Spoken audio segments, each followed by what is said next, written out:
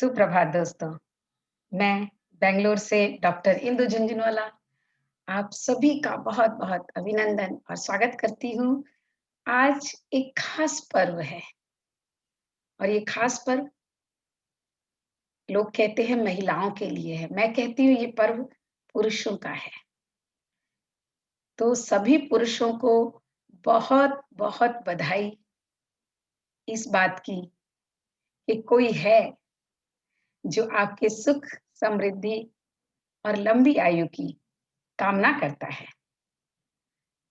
और शुभकामनाएँ उन सभी स्त्रियों को जो आज करवा चौथ का ये व्रत रखती हैं और उन सभी के लिए प्रार्थना कि उनकी सारी सद्कामनाएँ पूर्ण हो। तो अपनी सद्कामनाओं को पूर्ण करने के लिए रखा जाने वाला ये व्रत पूरी प्रकृति के लिए उतना महत्वपूर्ण बन जाता है, जहाँ की पुरुष और स्त्री दोनों हैं, बराबर हैं या कम अधिक हैं। ये चर्चा का विषय नहीं, चर्चा का विषय है कि हम एक-दूसरे के सुख, समृद्धि, स्वास्थ्य और आयु की कामना करते हैं। महत्वपूर्ण ये बन जाता है और इस दृष्टि से भारतीय जितने भी पर्व हैं ना, बहुत खूबसूरत और बहुत प्यारे पर्व हैं। सभी पर्वों में कहीं न कहीं एक उल्लास, एक सुख, एक शांति और उसके साथ-साथ जो उसमें बड़ी बात है, वो है सभी के लिए सद्कामनाएँ। और ये सद्कामनाएँ ही तो जीवन को सुंदर बनाती हैं, आशा का संचार करती हैं हमारे जीवन में कि कुछ न कुछ बहुत सुंदर होने वाला है। और उसी आशा सर्ग को हम भी पढ़ रहे हैं, जो मनु के जीवन में उदित हो रहा है। चिंता के बाद उदित होने वाली आशा। ये पर्व भी तो ऐसे ही होते हैं, हम बहुत सारी कठिनाइयाँ, बहुत सारी समस्याओं में जूझते होते हैं जीवन में। लेकिन जैसे ही कोई पर्व आता है ना, वो सब एक साइड हो जाती हैं और उस पर्व को उस चाव से, उस आनंद से मनाने का एक जो उबार उठता है, एक जो मंगलमय जो वातावरण अ, तैयार हो जाता है, वो हमारे मन में आशा और विश्वास की लहर दौड़ा देता है। तो आज जब मनु अकेला है और अकेला मनु रात बीत जाने पर प्रकृति के सुबह के जो निर्मल वातावरण है, उसको देख रहा है। उसके आवागमन से उसके हृदय में भी कहीं न कहीं कौतूहल, कहीं न कहीं एक आशा का संचार होता है। यहाँ पर प्रकृति का जो वर्णन है, जो हमने कल बात की थी, बहुत बहुत सुंदर वर्णन है और आज उसी प्रकृति की बात अगर हम करें, तो देखिए सिंधु सेज पर धरा वधु अब तनिक संकुचित बैठी सी, प्रलय निशा की हलचल स्मृति में मान किए से ऐठी सी। कितना खूबसूरत सा वर्णन है। आज उस प्रकृति रूपी वधू का, नई-नई दुल्हन का जैसे जैसे कि एक नई दुल्हन जो है संकुचित होकर बैठ जाती है, उसके मन में एक संकोच होता है और कहीं न कहीं एक मान होता है कि मुझे मनाया जाए, मुझे मेरा मनुहार किया जाए। तो यहाँ पर उस वधू की कल्पना किस रूप में प्रसाद जी करते हैं कि क्योंकि प्रकृति का जो है, अभी जो धरती है उसका पूरी धरती दिखने नहीं लगी है। प्रलय का तूफान धीरे-धीरे छट रहा है और एक धरती का कोना मनु को दिखने लगा है। तो वहाँ पर एक कल्पना कवि करते हैं कि जैसे कोई दुल्हन एक सिमट कर बैठती है, संकुचित होकर बैठती है, अपना मनुहार चाहती है, थोड़ा-सा ऐंठी भी है, ठीक ऐसे ही लगता है कि धरा वधु के समान है, सिंधु सेज पर धरा वधु अब। सिंधु सेज मतलब जो समुद्र का जो समुद्र रूपी जो बिस्तर है, उसके ऊपर जैसे कि वो धरा कहीं-कहीं से भी बीच से जो ज़मीन का टुकड़ा जो मनु को दिखता है, तो वो एक वधु के समान, धरा वधु मतलब पृथ्वी वधु के समान थोड़ी-सी संकुचित होकर बैठी है, तो कवि कल्पना करते हैं कि प्रलय निशा की हलचल स्मृति में, तो प्रलय रूपी रात्रि में जितनी हलचल थी, उसकी याद में जैसे कि मान किए कुछ मान किए से ऐठी सी, तो लगता है कि जो इस सिंधु ने जो प्रलय की थी, जिसके कारण की रात्रि आ गई थी, अंधकार आ गया था, बिल्कुल जीवन नीरस सा हो गया था, धरती उसमें डूब सी गई थी। उस प्रलय के याद में जैसे कि उसे गुस्सा आ रहा है, उसको मान हो रहा है कि अब मुझे मनाया जाए। इस जिस प्रलय ने मुझे डुबो दिया था, वो प्रलय मुझे मनाए, प्रलय निशा जो है अब मुझे मनाए, मेरा मनुहार करे, इस तरह से वो ऐठी हुई सी नज़र आ रही है। तो कल्पना करें कितनी खूबसूरत सी कल्पना है कि पृथ्वी को इन्होंने एक वधू का रूप दे दिया है। बहुत, बहुत सुंदर और इसमें कितना सुंदर अलंकार का प्रयोग है। सिंधु सेज और धरा वधू, मानवीकरण तो इनके हर छंदों में कहीं न कहीं मिल जाता है और सिंधु सेज में स और स की आवृत्ति है, मैंने बताया था। अनुप्रास अलंकार आवृत्ति से और धरा वधु, धरा रूपी वधू, तो जहाँ रूपी शब्द आता है वहाँ रूपक अलंकार होता है। मैंने जब अलंकारों की बात की थी, तब ये सारी डिटेलिंग भी मैंने आप लोगों को बताई थी। तो इतने सुंदर अलंकारों से सजा कर के हमारे सामने जैसे कोई चित्र उपस्थित हो जाता है कि धरा का मानवीकरण किया है, सिंधु सेज, सिंधु की सेज। तो सब जगह जो आप देखेंगे ना कि इतना सुंदर अलंकार है और आगे देखिए जब मनु ऐसा सोच रहे हैं, तो क्या सोचते हैं आगे? देखा मनु ने वह अतिरंजित विजन विश्व का नव एकांत, जैसे कोलाहल सोया हो, हिम शीतल जड़ता सा श्रांत। और अब जब मनु देखते हैं अतिरंजित, अतिरंजित मतलब सीमा से बहुत ज्यादा, विजन यानी कि एकदम शांत, विश्व का नव एकांत। किंतु सुबह तो हो गई है, सुबह तो बहुत खूबसूरत है, लेकिन सब कुछ शांत है। कैसे शांत है? जैसे कोलाहल सोया हो, हिम शीतल जड़सा था शांत। अब इसमें कोलाहल शब्द को भी इन्होंने मानवीकरण कर दिया है। मतलब ऐसे-ऐसे शब्दों को लेकर मानवीकरण किया है जो हम सोच भी नहीं सकते। कोलाहल मतलब शोर, तो शोर भी जो है सोया हुआ है, हिम शीतल जड़ता सा शांत। हिम मतलब बर्फ, शीतल मतलब ठंड, जड़ता मतलब स्थिर हो जाना। तो स्थिर होकर के जैसे कोलाहल भी सो रहा हो, ऐसी एक अजीब जैसे कोई तूफान आने के बाद की जो शांति होती है ना, तो वैसी एक शांति पूरी पृथ्वी पर व्याप्त हो गई है। मनु को ऐसा महसूस होता है कि पूरी पृथ्वी एकदम शांत हो गई है और उसके बाद बहुत ही सुंदर वर्णन है कि इंद्र नीलमणि महाचषक था। सोम रहित उल्टा लटका। इसको ध्यान से सुनिएगा क्योंकि इसमें बड़ा खूबसूरत सा वर्णन है। इंद्र नीलमणि महाचषकशा, जैसे कि इंद्र नीलमणि महाचषक, महाचषक इंद्र नीलमणि माने नीला आकाश। आकाश पूरा नीला दिखता है ना, तो यहाँ पर कवि कल्पना करते हैं कि वो इंद्र की नीलमणि के समान है।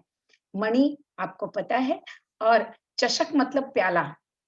चषक का मतलब प्याला भी हो सकता है और चषक आपने सुना होगा कि वो एक चमड़े की थैली होती थी जिसमें पानी भरा जाता था पुराने ज़माने में और वो पानी लेकर लोग ढोते रहते थे जहाँ पानी की ज़रूरत होती थी। जहाँ भी रेगिस्तान होता है वहाँ चषक का इस्तेमाल किया जाता है। तो यहाँ पर लेकिन प्याले के अर्थ में हम ले सकते हैं और या उस थैली के अर्थ में भी ले सकते हैं। सोम रहित उल्टा लटका, सोम रहित मतलब सोम रस से हीन। सोमरस ऐसा मानते हैं, यहाँ पर ये जो वर्णन है ना इस कहीं न कहीं ये हमारे पुरातन शास्त्रों की बात इसमें आ जाती है। सोमरस जो हमारे देवता जिस अमृत का पान करते थे, उसे सोमरस कहा जाता था और यहाँ पर सोमरस जो है चंद्रमा के लिए भी सोम कहा जाता है। तो चंद्रमा का रस माने चंद्रमा की किरणें, चंद्रमा का प्रकाश, चंद्रमा की शीतलता। सोम रहिस उल्टा लटका। तो अब कैसा लग रहा है मनु को आकाश? रात भर पूरा एकदम अंधकार, काला आकाश था, जहाँ कुछ नहीं दिखाई देता था और सुबह होते ही पूरा आकाश जो नीला हो गया है, तो उसे लगता है कि इंद्र की नीलमणि के समान जो पूरा नीला आकाश है और वहाँ पर सोम रहित उल्टा लटका। तो चंद्रमा जो है जिसमें कि अब कांति नहीं है। एक कोण जब तक सूर्य पूरी उदित नहीं होता है, आप लोगों ने देखा होगा आकाश के एक कोने में चंद्रमा दिखता रहता है। हालाँकि वो प्रकाश से रहित रहता है। उसका प्रकाश हम अनुभव नहीं कर पाते, रात्रि के अंधकार में जो अनुभव होता है। इसीलिए यहाँ पर लिखा है सोम रहित उल्टा लटका। तो ऐसा लगता है कि चंद्रमा जो है उल्टा लटका हुआ है, यानी वो प्रकाश से विहीन हो गया, उसका जो रस है सारा उड़ल गया है, सारा फैल गया है। अब उसके पास रस नहीं है, उसके पास वो कांति, वो सौंदर्य नहीं है। सिर्फ़ वो एक उल्टा लटका हुआ जो अर्धचंद्रमा होता है, तो ऐसा लगता है कि उल्टा लटका हुआ चंद्रमा आकाश से लटक रहा है और आज पवन मृदु साँस ले रहा, जैसे बीत गया खटका। खटका का अर्थ होता है भय या डर। जैसे हमें खटका हुआ, शायद कोई आया है, हम सोचते हैं ऐसा, किसी चीज़ की आवाज़ होती है तो उसको खटका कहते हैं कि किसी चीज़ के किसी के आने की आहट। तो यहाँ पर भय से संबंधित है, भय के आने की है। भय जैसे हो गया था ना प्रलय के आने से, तो वो खटका जो है कि कुछ और बहुत बुरा होगा, वो खटका जो है, वो भय की जो भावना है, वो जैसे बीत गई है और किसके लिए बीत गई है? बात मनु की नहीं हो रही है, बात पवन की हो रही है। आज पवन मृदु साँस ले रहा। अब यहाँ पवन का मार्मीकरण है कि पवन जो है, हवा जो है, मीठी साँसें ले रहा है। अब मीठी साँसें हम कब लेते हैं? जब हम निश्चिंत हो जाते हैं, जब हमें कोई डर नहीं होता है। तो उस महारात्रि के बीत जाने से, काल रात्रि के बीत जाने से हवा भी खुश हो गई है, वो भी मीठी साँसें ले रही है, वो भी आनंद वाली साँसें ले रही है, क्योंकि अब वो डर उसके दिल से निकल चुका है। जो तूफ़ानी हवा जो चल रही थी, उसके कारण जो पवन के अंदर भी एक डर पैदा हो गया था। पवन का मानवीकरण बहुत सुंदर, उसमें जो डर पैदा हो गया था, वो डर अब निकल गया है, तो वो भी बहुत मीठी साँसें लेकर धीरे-धीरे बह रहा है। और अब देखिए बात कहाँ जाती है? ये देखते-देखते मनु ये सोचने लगते हैं, मनु पहुँच जाते हैं, दर्शन की ओर पहुँच जाते हैं। उनमें एक रहस्यवाद पैदा होता है, एक बात पैदा हो जाती है मन में कि आखिर ये सब क्या हो रहा है और क्यों हो रहा है और कौन कर रहा है? बड़ा खूबसूरत सा वर्णन है कि वह विराट था हेम घोलता नया रंग भरने को आज, कौन? हुआ यह प्रश्न अचानक और कौतूहल का था राज। तो जब हम कुछ अच्छा देखते हैं, जब हम कुछ नवीन देखते हैं, नया देखते हैं, तो हमारे मन में एक प्रश्न उठता है कि इसको करने वाला सबसे पहला प्रश्न ये होता है किसने किया? कौन कर रहा है? अगर हम किसी को कुछ देते हैं कि ये लो, तो किसने दिया तुम्हें? तो ये जो कौन और किसने वाला सवाल है ना, ये मनुष्य का जन्मजात सहजात जिसको गुण कहते हैं ना, जिज्ञासा का जो जिज्ञासा की जो प्रवृत्ति है वो मनुष्य में जन्मजात होती है। तो उसी प्रवृत्ति को यहाँ देखिए कितनी खूबसूरती से कवि कहते हैं कि वह विराट था हेम घोलता। हेम मतलब सोना। तो जो सूर्य की किरणें जिसकी हमने कल बात की थी कि सोने की तरह पूरी पृथ्वी पर फैल रही थी, तो वो जो सोना जो घुल रहा था, नया रंग भरने को आज इस प्रकृति में, इस विराट प्रकृति में सोने का जो रंग घुल रहा था, सोना जो एक रंग भर रहा था, पीला रंग जो सूर्य की किरणों का भर रहा था, कौन हुआ यह प्रश्न अचानक और कौतूहल का था राज। तो मन में मनु के एक प्रश्न उठता है कि वो कौन है? वह कौन है जो कि इस पूरी पृथ्वी पर इतना सुंदर सोना बिखरा रहा है, पूरे सोने का सा रंग से पूरी प्रकृति को चमका रहा है। आखिर वह कौन है? इस जिज्ञासा का भाव मनु के मन में उठता है और यही जिज्ञासा हमें रहस्यवाद की ओर लेके जाती है। यही जिज्ञासा हमें दर्शन की ओर लेकर जाती है, क्योंकि यही जिज्ञासा अंतर में उतर कर इसके सवालों का जवाब ढूँढती है। हमारे सवालों का जवाब जब हम अपने अंतरतम में ढूँढने लग जाते हैं ना, तो वो दर्शन और अध्यात्म की भाषा कहलाने लगती है। और दर्शन और अध्यात्म हमारे जीवन जगत से बिल्कुल जुड़ा हुआ पक्ष है, बिल्कुल अलग पक्ष नहीं है। उसके लिए हमें साधु या सन्यासी बनने की आवश्यकता नहीं है, न ही वो सन्यासियों का विषय है। जब भी मन में किसी प्रश्न को लेकर कौतूहल होगा, वो दर्शन का विषय होगा। और जब हम अंतर उतर करके उस प्रश्न का जवाब ढूँढेंगे, तो वो अध्यात्म बन जाता है। बस इतनी सी बात है। और अगर हमारे पास बुद्धि है, जो कि सहजात होती है, जन्म से होती है, तो ये कौतूहल भी होगा, प्रश्न भी होंगे और उनके जवाब भी मन ढूँढेगा। तो आज वही तो हो रहा है मनु के साथ। और देखिए, उसके बाद विश्वदेव सविता या पूषा। अब ये सारी चीजें ना वेदों से संबंधित, जब आपके मन में वेद का अर्थ क्या है, कभी वेद का अर्थ जानने का प्रयास करें। वेद मतलब जाना जाने वाला, जो जाना जानने योग्य हो, ज्ञान। वेद अर्थात ज्ञान होता है, जो जानने योग्य होता है, जिसमें ज्ञान होता है, वो वेद होता है। तो हमारे जो वेद है ना, उनमें जो अलग-अलग नाम दिए हुए हैं, विश्वदेव सविता या पूषा, सोम मरुत चंचल पवमान, वरुण आदि सब घूम रहे हैं, किसके शासन में अम्लान।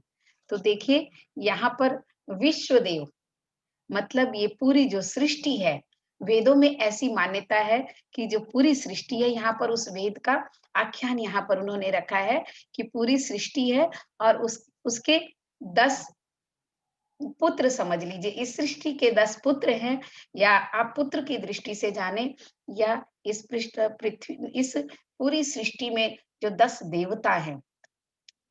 आप सबों को शायद पता भी हो कि वेदों में ब्रह्मा, विष्णु, महेश, या हम जितने भी देवी-देवताओं की आज पूजा करते हैं, उन सबों के नाम नहीं हैं। वहाँ पर प्रकृति की पूजा है, पंच तत्वों की पूजा है, पंचभूतों की पूजा है, जिनसे हमारा ये शरीर बना है, और उन पंचभूतों से संबंधित 10 देवताओं की पूजा है। जो उस समय यज्ञ की विधि थी, वो भी व्यावहारिक जीवन के लिए थी। और धर्म धर्म शब्द से वहाँ स्थापित नहीं था। धर्म वहाँ अलग-अलग अर्थों में स्थापित था। नगर धर्म, ग्राम धर्म, या अलग-अलग व्यक्ति धर्म। तो धर्म का अर्थ जो आज संप्रदाय के अर्थों में जैसे धर्म को लेते हैं और अलग-अलग देवताओं को, देवी देवताओं को पूजते हैं, वहाँ पर वेदों में ऐसी कोई भी बात नहीं है। वेदों में हमने प्रकृति को पूजा है और प्रकृति के अलग-अलग रूपों को पूजा है।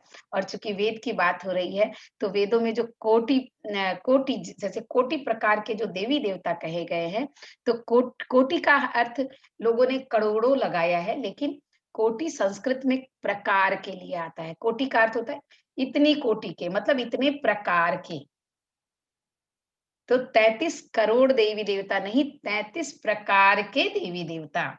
और वो 33 प्रकार जो है, उसमें ये जो 10 देवी-देवताओं की बात है, वो 33 प्रकार जो है, इस प्रकृति पर व्याप्त वे सारी चीज़ें, जो कि मनुष्य को उस समय स्वयं से श्रेष्ठ लगीं, जिन पर उनका अधिकार नहीं था, जैसे वायु, जैसे ये आने वाला तूफ़ान, तेज वायु, तेज किरणें सूर्य की, चंद्रमा की शीतलता, हमारे ये पंचभूत, ये सारी चीजें, अग्नि, वायु, जल, पृथ्वी, आकाश, जिन जो चीजें मनुष्य को खुद से श्रेष्ठ लगी और जिन पर खुद का हक नहीं लगा, खुद के कंट्रोल में जो चीजें नहीं समझ आई, वो 33 प्रकार के देवी देवता वहां बने, जिनको कि बाद में धीरे-धीरे कोटि को करोड़ों में लिया गया, क्योंकि एक अर्थ उसका करोड़ भी होता है। और उसको उस अर्थ में लिया गया कि हिंदुओं में 33 करोड़ देवी-देवता हैं, नहीं, सिर्फ 33 प्रकार के देवी-देवता हैं, और वो 33 प्रकार हमारे जीव जगत से संबंधित हैं। तो उसी की यहाँ पर बात करते हैं कि 10 जो देवी-देवता हैं, कौन-कौन से? विश्वदेव, सविता या पूषा। सविता, उषा, सोम, मरुत, वरुण, पवमान, इस तरह से वसु, सत्य, ऋतु, दक्ष, काल, काम, धृति, कुरु, पुरुष और माद्रवी। सविता, सबसे पहले सविता का नाम आया है। देखिए, सविता मतलब सूर्य। तो सबसे पहले हमने सूर्य की पूजा की। सूर्य जो कि और सूर्य के बाद पोषण करने वाले देवता के लिए पूषा शब्द आया। सोम यानी चंद्रमा मैंने बताया, मरुत माने हवा, वायु, और पवमान, पवन, वरुण, जल का देवता। ये सारे जो देवी-देवता हैं, यहाँ पर कुछ देवी-देवताओं का यहाँ वर्णन है, तो समझिए वो पंचभूतों का वर्णन है। सूर्य अग्नि का प्रतीक है।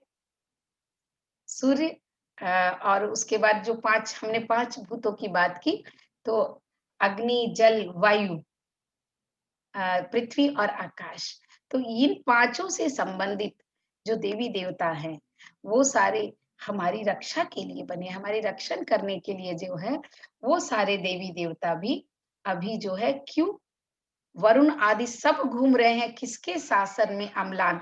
अम्लान मतलब मलिन नहीं होकर शाश्वत और बिना मुरझाए हुए। आखिर वो कौन है जिसके शासन में ये सारे देवता घूम रहे हैं? क्योंकि सुबह हो गई है ना, तो सुबह हो गई है और सूर्य उदित हो रहा है, तो मनु को दिख रहा है कि सूर्य उदित हो रहा है। मनु को दिख रहा है कि पवन बहुत सुंदर गति से घूम रहा है। मनु को दिख रहा है कि जल जो है ठहर गया है और पृथ्वी भी नज़र आने लगी है। आकाश भी स्वच्छ नज़र आने लगा है। तो वो ऐसी कल्पना करते हैं कि ये सारे जो देवी-देवता हैं, ये आखिर किसके शासन में कौन राजा है, जो इन्हें बिना किसी संकोच के शाश्वत रूप से ये घूम रहे हैं। मतलब इनकी खात्मा नहीं हुआ। प्रलय में सारी जाति, पुरुष जाति, सारी मनुष्य जाति तो डूब चुकी है, लेकिन ये देवी-देवता जो शाश्वत हैं, वो बिना मुरझाए हुए, बिना परेशान हुए हुए, बिना श्रांत हुए हुए, आराम से घूम रहे हैं। तो किसके शासन में घूम रहे हैं? बहुत-बहुत सुंदर वर्णन है और इसमें बहुत कुछ लिखा हुआ था जिसकी वर्णन थी और इसलिए शायद आज थोड़ी-सी देर भी हो गई। लेकिन आप लोग सभी चाहते हैं और आज तो ज़रूर ध्यान करना चाहिए और ध्यान आज एक बिंदु पर बहुत आराम से हम कर भी सकते हैं, एक ख़्याल, एक विचार से और ध्यान जो है हमारे जीवन में, हमारे शरीर में एक अलग तरह की बहुत सुंदर सकारात्मक ऊर्जा भरता है, हमारी थकान को भी दूर करता है और जीवन को सुंदर बनाने का प्रयास शारीरिक और मानसिक दोनों रूपों से करता है। तो चलिए इसके आगे की बात हम कल करेंगे। मैं चाहती हूँ कि बीच-बीच से उठाकर आपको बोलूँ, लेकिन हर पंक्तियाँ इतनी सुंदर होती है कि छोड़ना बड़ा कठिन-सा हो जाता है। तो चलिए, आज हम एक बार फिर से आप सभी को करवा चौथ की बहुत-बहुत बधाई और शुभकामनाएँ और आपका दिन बहुत मंगलमय, बहुत शुभ हो। पंचभूतों का ये शरीर हर दृष्टि से सुंदर और सजग हो। सभी अपनी आँखें बंद कर लें।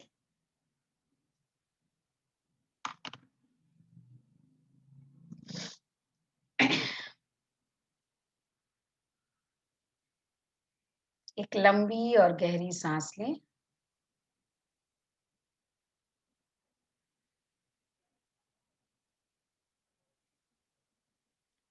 आज पहले प्रार्थना कर लें। ओम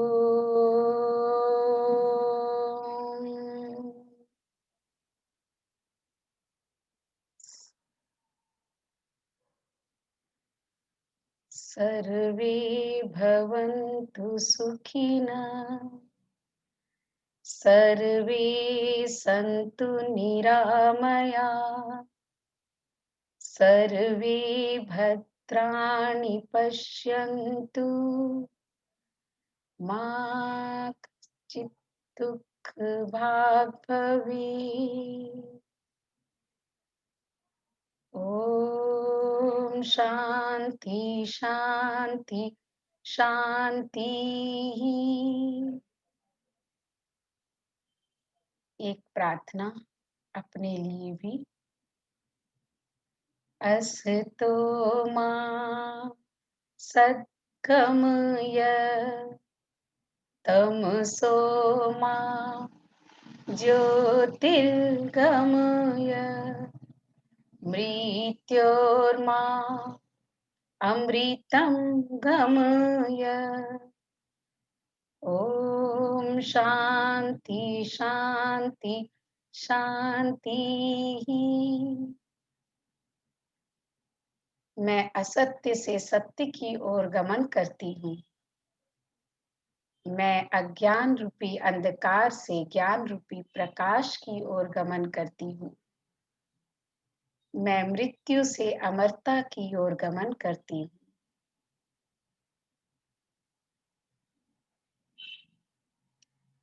आज एक प्रार्थना सूर्य की भी।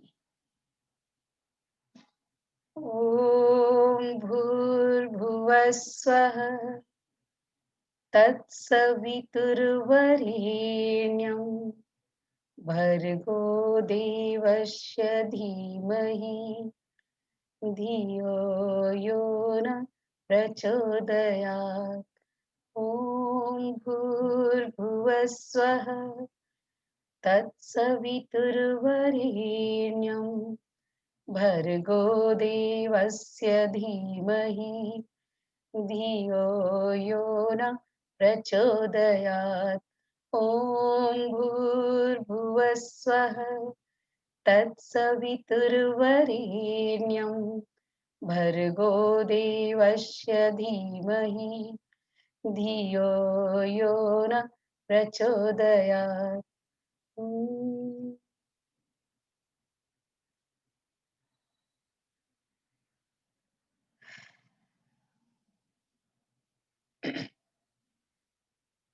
धीरे धीरे अपने पैरों की उंगलियों पर, पैरों पर, घुटनों के ऊपर, जंघाओं पर और पैर के संधि स्थल पर ध्यान को केंद्रित करते हुए पूरे पैर को देखें। उनमें किसी तरह का कसाव, किसी तरह का तनाव तो नहीं। उन तनावों से मुक्त करते हुए पैरों को धीरे धीरे ऊपर की ओर आए। अपनी थाई से रीढ़ की हड्डी के आदि बिंदु को देखें, दृष्टा भाव से देखें और ऊपर की तरफ गमन करते हुए रीढ़ की हड्डी के साथ फैले सारे स्नायु तंत्रों को देखते हुए धीरे धीरे कंधे तक आए और पूरी पीठ के तनाव को महसूस करें और धीरे धीरे उन्हें ढीला छोड़ दें।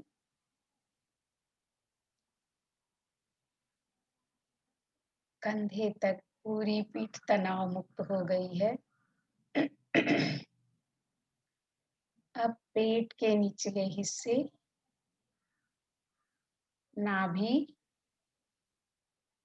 पेट, छाती,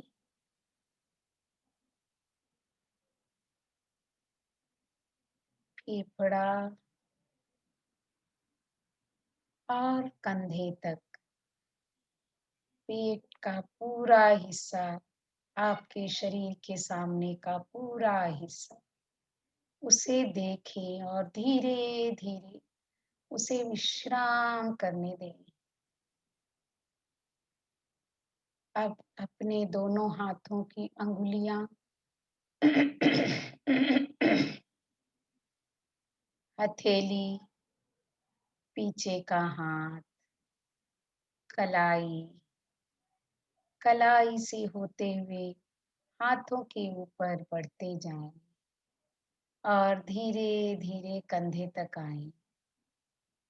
दोनों हाथों में हल्का सा कसाव है, हाथ टाइट हैं, तनाव में हैं, उन्हें ढीला छोड़ दें। जैसे ही हाथों को ढीला छोड़ते हैं, कंधे भी अपने आप ढीले हो जाते हैं। अब गर्दन पर आए, गर्दन को ढीला छोड़े और चेहरे पर एक बड़ी सी मुस्कान,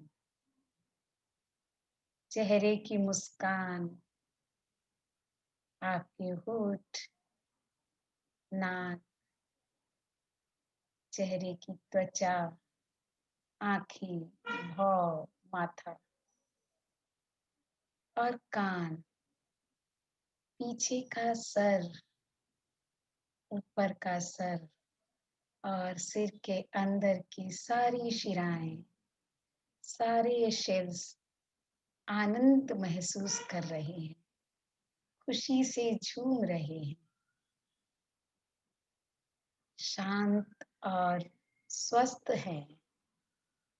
एक अमृत का स्त्राव जैसे शुरू हो गया है और वह स्त्राव पूरे सर के साथ साथ हमारी पूरे शरीर की शिराओं में फैल रहा है और हमारा पूरा शरीर,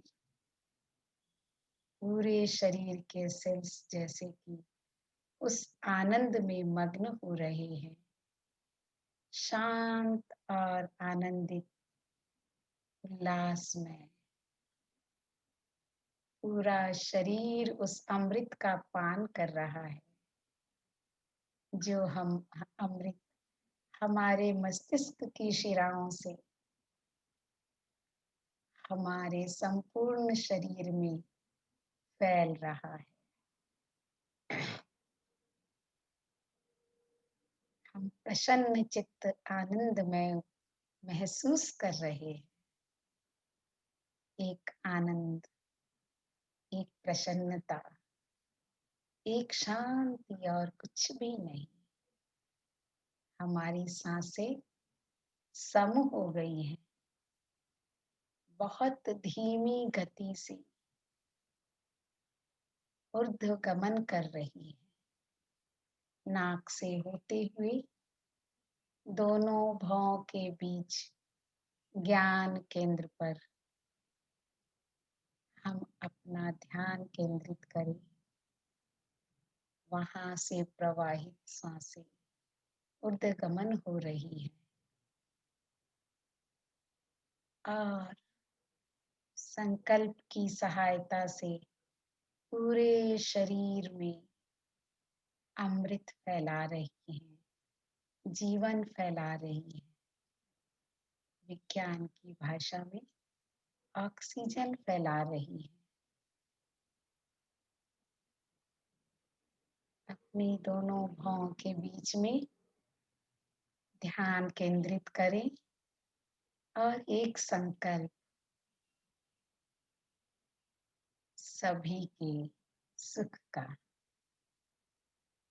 सर्वे भवन्तु सुखिनः, सर्वे सन्तु निरामया।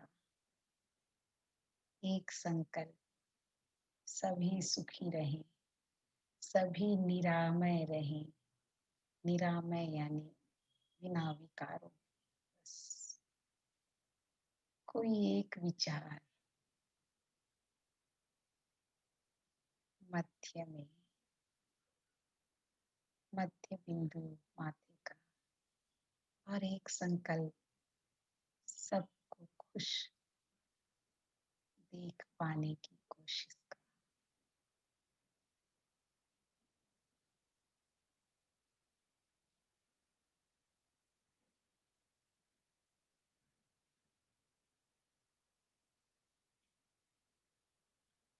ओम,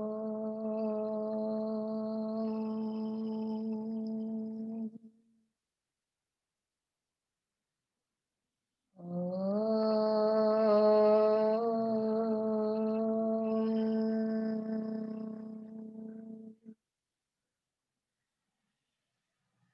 ओम।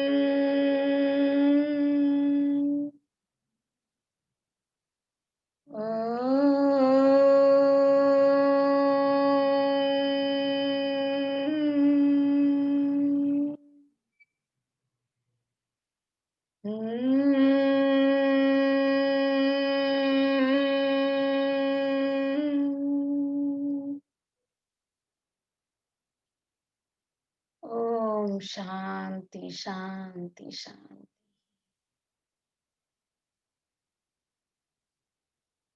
5 मिनट, 10 मिनट, 2-4 मिनट, जितना भी वक़्त आपके पास हो, आप दिन में 1 बार नहीं, जितनी बार चाहें, इस ध्यान को कर सकते हैं। और जब-जब आप बेचैन हैं, शारीरिक या मानसिक रूप से, इसे कर लें, शांति और सुख का अनुभव होगा। समस्याओं के समाधान की ओर दृष्टि बढ़ती चली जाएगी। तो इसे सिर्फ सुबह 1 बार नहीं, कम से कम दिन में 3 बार करने का प्रयत्न करें। अगर जीवन में सुख और शांति और आनंद की बारिश होती रहे, सारी तकलीफों, सारे दुखों के बाद, सभी जो ध्यान पर बैठना चाहते हैं बैठें, और जो नहीं बैठना चाहते हैं अपने हाथों को रगड़ें और अपने सर से पूरे शरीर पर फिराते हुए शरीर को महसूस करें, उसकी हलचल को महसूस करें और फिर से दोनों हाथों को रगड़कर कटोरी की तरह अपने हाथ पर आंखों पर रख लें, कम से कम 30 सेकंड के लिए।